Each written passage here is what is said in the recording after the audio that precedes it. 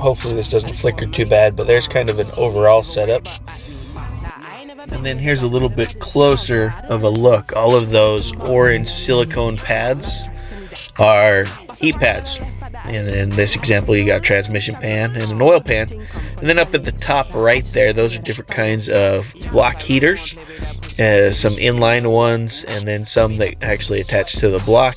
Then they all get plugged in to either a three-way, or it's not in the picture, but a power box.